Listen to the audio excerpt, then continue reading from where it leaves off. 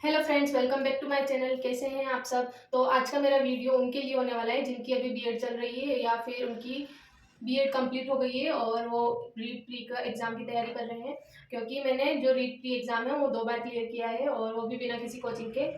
जो 2022 वाला रीट प्री का एग्ज़ाम हुआ था तो उस टाइम मेरी बीएड कंप्लीट नहीं हुई थी, तो इस वजह से मैंने 2025 वाला रीट प्री का भी एग्ज़ाम फिर से दिया था और ये दोनों एग्ज़ाम मैंने दोनों बार क्वालिफाई किया है। तो मैं आज आपको बताऊंगी कि आप किस तरीके से तैयारी करके रीट प्री क्लियर कर सकते हैं और आप इसके लिए बिना किसी कोचिंग के और कम से कम समय में कैसे तैयारी कर सकते हैं। तो चलिए शुरू करते हैं। रीट प्री एग्जाम 150 मार्क्स का होता है और इसमें 30 नंबर की बाल विकास और शिक्षण विधियाँ आती है और इसके अलावा 2 लैंग्वेजेस हमें चूज करनी होती है, फर्स्ट लैंग्वेज और सेकंड लैंग्वेज। और दोनों लैंग्वेज 30-30 नंबर की होती है और इसके अलावा हमारा सब्जेक्ट होता है जो 60 नंबर का होता है। तो इस तरीके से पूरे 150 नंबर के क्वेश्चन होते हैं और इसमें कोई नेगेटिव मार्किंग नहीं होती है। तो आपको जब लैंग्वेज आप चूज करते हो, लैंग्वेज फर्स्ट और लैंग्वेज सेकंड, जिसके हिंदी सब्जेक्ट है तो उसको तो पहले लैंग्वेज फर्स्ट में हिंदी सब्जेक्ट चूज करना चाहिए और मेरे लैंग्वेज सेकंड में संस्कृत थी।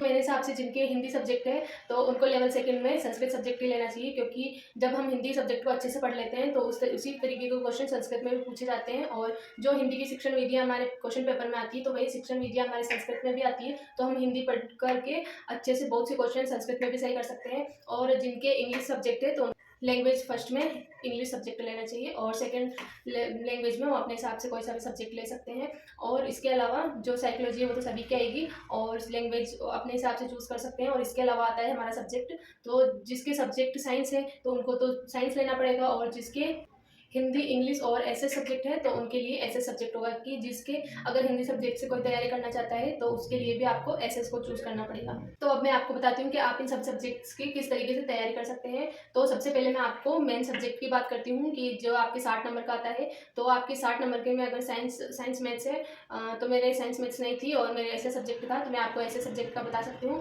आप इसके लिए 6 से 12th तक की जो आरबीएससी बोर्ड की बुक्स हैं अगर आप उनको पढ़ लेते हैं तो सभी लगभग क्वेश्चंस उसी में से आ जाते हैं। इसके अलावा आपको कुछ भी एक्स्ट्रा पढ़ने की जरूरत नहीं है। और इसके अलावा आपके जो लैंग्वेज फर्स्ट में हिंदी है तो उसके लिए आप जो 9 से 12th की रचना प्रबोध बुक आती है वो आप पढ़ सकते हैं। और लैंग्वेज सेकंड के लिए मैंने कुछ अलग से नहीं पढ़ा था, क्योंकि जो मैंने हिंदी सब्जेक्ट में पढ़ा था तो लगभग उसी से मेरे संस्कृत के क्वेश्चन भी सही हो गए थे। और साइकोलॉजी के लिए मैंने जो बाल विकास और शिक्षण विधि आती है तो मैंने उसके लिए यूट्यूब से क्लासेस ली थी। और इस तरीके से मैंने दोनों बार ही, जब मेरा 2022 और 2025 में रीट प्री क्लियर हुआ था तो मैंने इसके लिए अलग से कोई भी कोचिंग नहीं ली या फिर मैंने रीट प्री की तैयारी नहीं की। मैंने डायरेक्ट रीट मेंस की तैयारी की थी, जिससे ही मेरा रीट प्री भी क्लियर हो गया और मेरी रीट मेंस की तैयारी हो गई थी। मैंने रीट प्री के लिए अलग से कोई तैयारी नहीं की। तो आप भी रीट प्री और रीट मेंस की अच्छे से तैयारी कर सकते हैं एक साथ, क्योंकि अभी तक ये पता नहीं है कि रीट प्री का एग्जाम कब होगा। तो अगर आप अभी से रीट प्री की तैयारी करते हैं और एग्जाम पता नहीं कब होगा तो मेरे हिसाब से तो आपको रीट प्री और रीट मेंस की तैयारी एक साथ कर देनी चाहिए, क्योंकि रीट मेंस एग्जाम होने में काफ़ी टाइम है और अभी कोई नोटिफिकेशन भी जारी नहीं हुआ है तो पता नहीं कि एग्जाम तो कब होगा। आपको रीट प्री तैयारी स्टार्ट करने से पहले सबसे पहले तो आपको उसका सिलेबस डाउनलोड करना है और उसके बाद में आपको सिलेबस के अकॉर्डिंग आपके जो सब्जेक्ट है उस हिसाब से आप पढ़ सकते हैं। और मैंने आपको लगभग सभी इन्फॉर्मेशन दे दी है रीट प्री से संबंधित। और अगर आपका फिर भी कोई डाउट हो तो आप मुझे कमेंट करके पूछ सकते हैं। अब मिलते हैं किसी नेक्स्ट वीडियो में। Thanks for watching.